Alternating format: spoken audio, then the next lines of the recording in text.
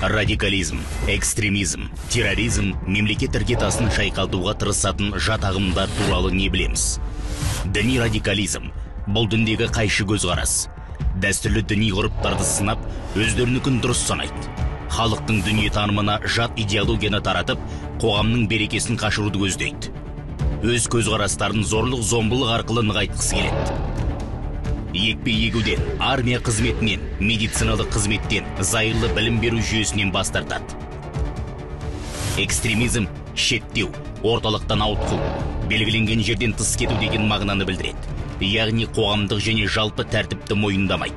Экстремистер өздерін ең таза, кіршіксіз деп санап, басқаның барлығын адасушыларға жатқызады. Терроризм, оның идеологиясы әрқашан зорлық зомбылыққа негізделген. Ол қылмыстық жоспарларды жүзеге асырудың құралы. Терроризмде адам, ұлт деген белгілі бір конфессия жоқ. Барлық жас топтар оның құрбанына айналады. Қазақстан Республикасының аумағында адамның жынысы, ар-ожданы, ұлты, діни наным сенімін қорлауға, қатыгездік танытуға тыйым салынады.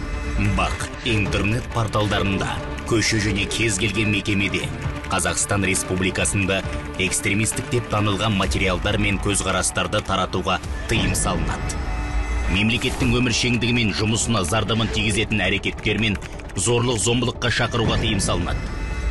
Осы әрекеттер үшін Қазақстан Республикасының заңнамасында тиісті қылмыстық және әкімшілік кодекске сай жаза қарастырылған.